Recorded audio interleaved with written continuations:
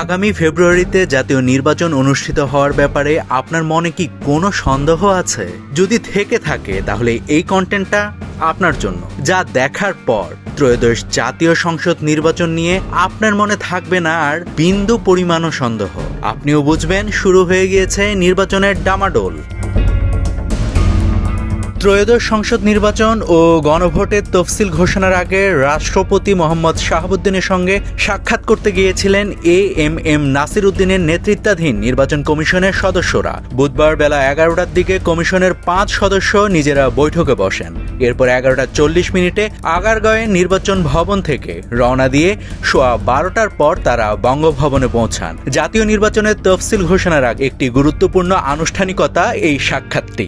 রেওয়াজ অনুযায়ী তফসিল ঘোষণার আগে সব ধরনের প্রস্তুতি সম্পর্কে রাষ্ট্রপতিকে অবহিত করে নির্বাচন কমিশন। এরপর সিইসি, বিটিভি ও বেতারে ভাষণ দিয়ে ভোটের তফসিল ঘোষণা করেন।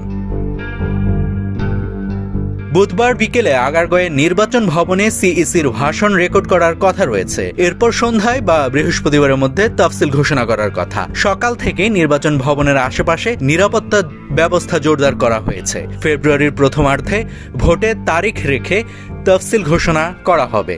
সংসদ নির্বাচন ও গণভোট একই দিনে সকাল 7:30 থেকে বিকেল 4:30 পর্যন্ত অনুষ্ঠিত হবে।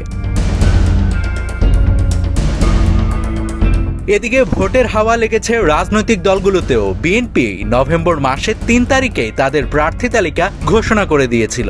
এবার নির্বাচনকে কেন্দ্র করে প্রথম ধাপে 125 আসনে প্রাথমিক প্রার্থীদের তালিকা প্রকাশ করেছে এনসিপি। বুধবার বেলা 11টার দিকে বাংলা মোটর কার্যালয়ে দলীয় মনোনীত প্রার্থীদের প্রথম ধাপের প্রাথমিক তালিকা ঘোষণা করে দলটি। প্রাথমিক তালিকা অনুযায়ী জাতীয় সংসদ নির্বাচনে ঢাকা 11 আসন থেকে লড়বেন এনসিপির আহ্বায়ক নাহিদ ইসলাম। পঞ্চগড় 1 আসন থেকে লড়বেন দলটির উত্তরাঞ্চলের মুখ্য সংগঠক সার্জিস আলম। আর অন্যদিকে কুমিল্লা 4 আসন থেকে লড়বেন দলটির দক্ষিণাঞ্চলের মুখ্য সংগঠক হাসনাত আব্দুল্লাহ।